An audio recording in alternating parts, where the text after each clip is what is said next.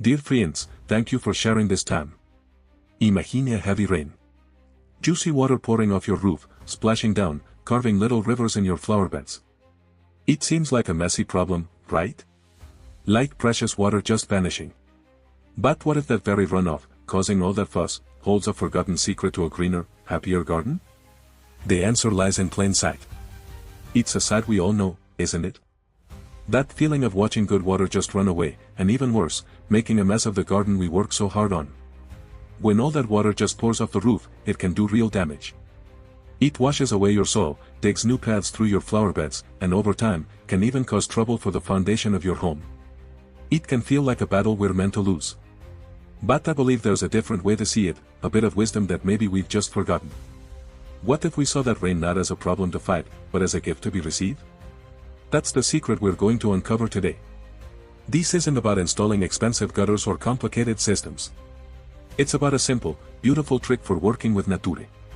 We'll explore how you can gently guide all that free, life-giving water right to your thirsty plants, turning a messy problem into a beautiful, thriving garden. It's such a beautiful picture, isn't it? This idea of turning a problem into a blessing, of taking something that causes trouble and making it a source of life. But before we can really appreciate that gift, I believe it's important to be honest about what we're really dealing with. We have to understand the true cost of letting all that water just run wild. Because this problem is so much bigger than a few washed-out flower beds. It's a silent destroyer, and it works slowly. It often starts in the garden. You might see a little path carved through your mulch after a storm, or notice the soil around your shrub seems a bit thinner than it used to be. That's erosion. It's the rain slowly carrying away the good earth your plants need to survive. But the water doesn't stop at your garden's edge. It keeps moving, and it often pulls right up against the foundation of your home. Storm after storm, year after year, that water just sits there, patiently looking for a way in. What begins as a little dampness in a corner of your basement can grow over time into a serious threat to the very structure holding up your house. This is where the damage starts to get expensive, and it often creeps upward from there. Think about the wooden boards along the edge of your roof. When they're constantly getting soaked by runoff, they start to soften. They can begin to rot. And that's not just an eyesore, it's an open invitation for moisture and pests to get inside your walls and attic. Suddenly, a problem that seemed to be outside has found its way inside your home. Every single one of these issues comes with a repair bill. And it's rarely one big, obvious expense. It's more like a slow leak from your bank account. A little money for new soil here, a foundation specialist there, a contractor to fix some rotting wood. It all adds up, quietly chipping away at your finances and your peace of mind. And the cost doesn't even stop at our own property lines.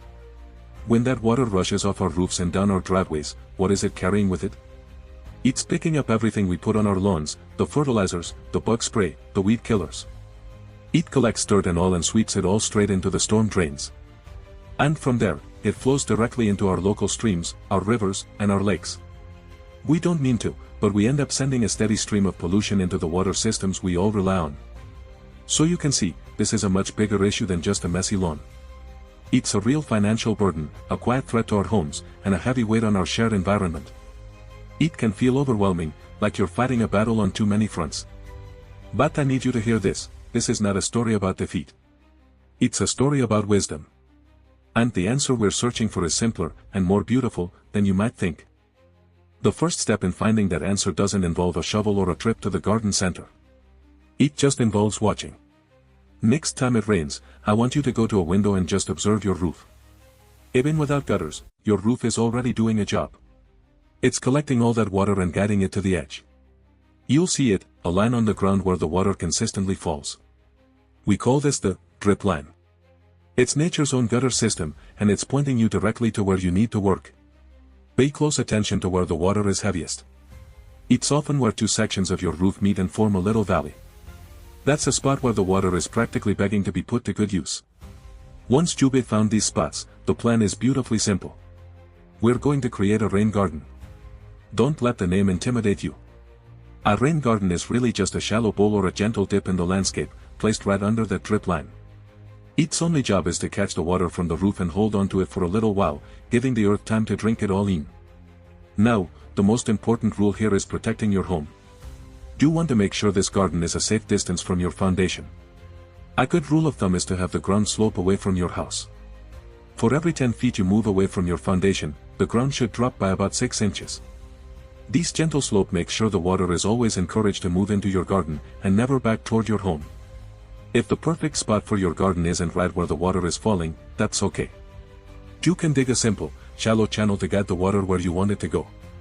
Or for a more permanent solution, you can look into something called a French drain, which is basically a hidden, gravel-filled trench that moves water underground. With your spot prepared, it's time to choose your plants. And this is where the real magic happens. You'll want to look for plants that are native to your area, the ones that have been thriving there for centuries. Specifically, look for plants that don't mind getting their feet wet and have deep, strong root systems.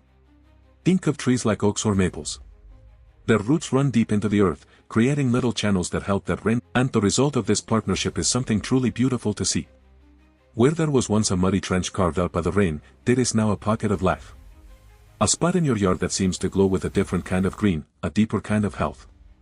It's the one place that stays vibrant and happy, even when the rest of the yard is looking a little thirsty.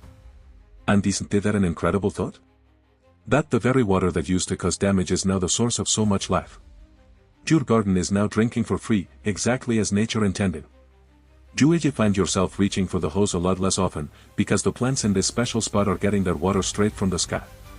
But the real transformation, the deepest part of this story, is happening underground, completely out of sight. As that rainwater soaks down into your rain garden, the soil and the deep roots of your plants are working together. They act like a giant, natural filter. They're cleaning that water before it moves on.